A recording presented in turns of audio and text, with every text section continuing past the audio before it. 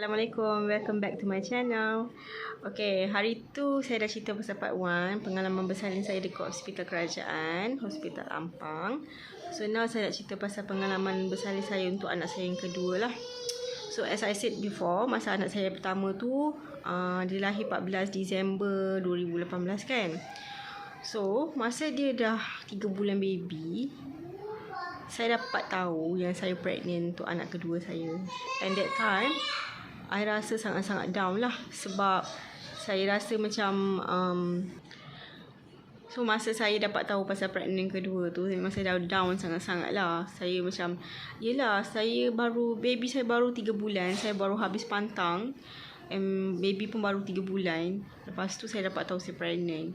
And seriously saya tak tahu tau yang saya pregnant. And saya tak tahu pun yang husband saya plan benda ni.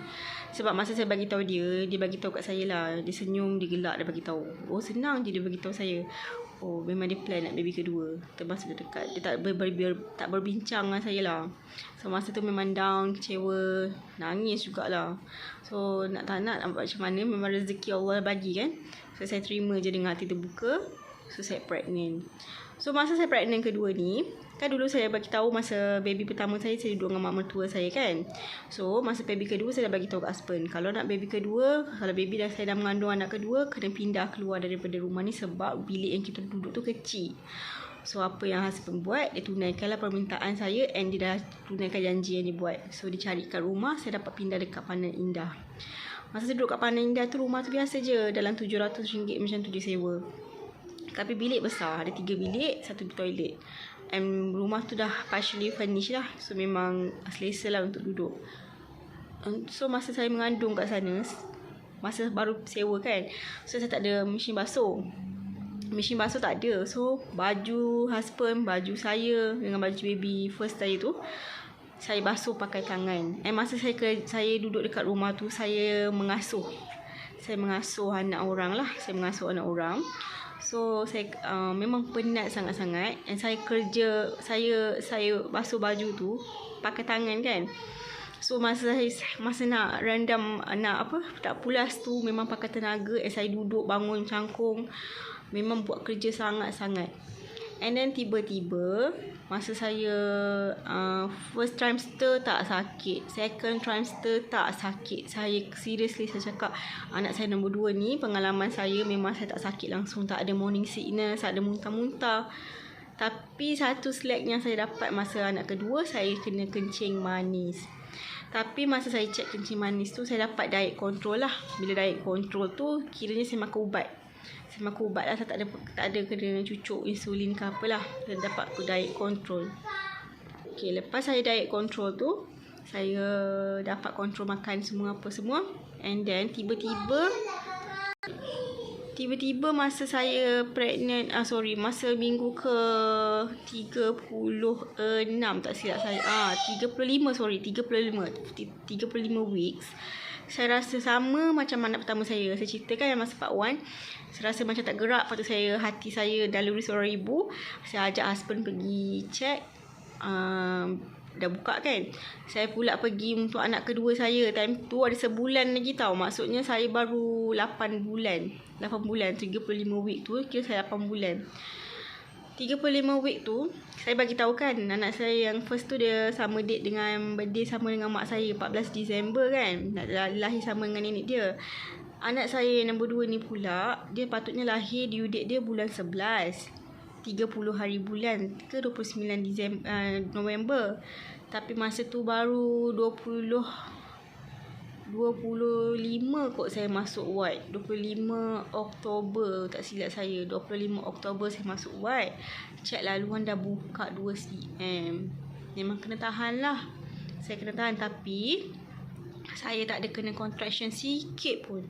Tak sakit langsung. Tak ada rasa sakit. Contraction sikit pun tak ada rasa.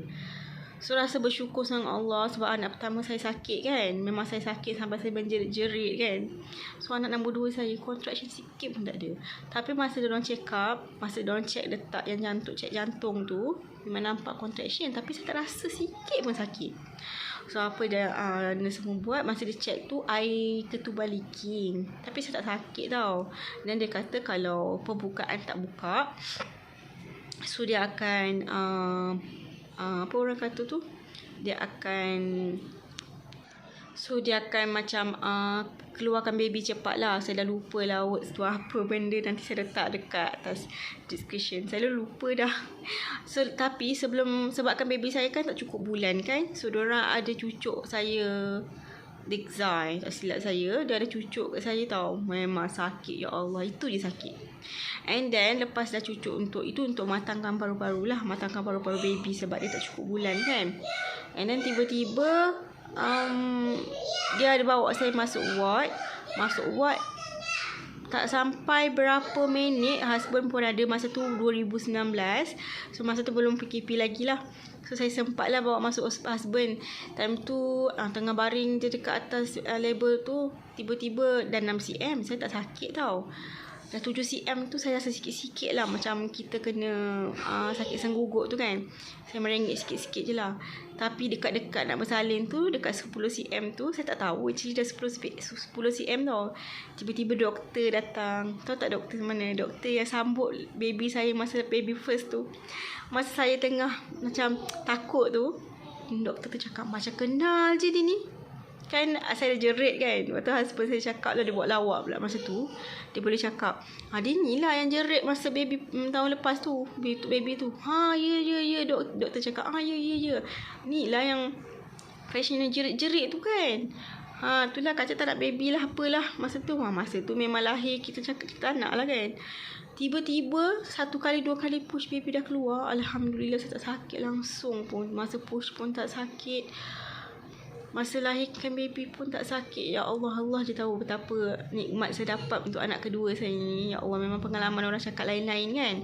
So pengalaman anak pertama lain, pengalaman anak kedua pun lain. Tapi pengalaman anak kedua ni ada pula lah consequences dia.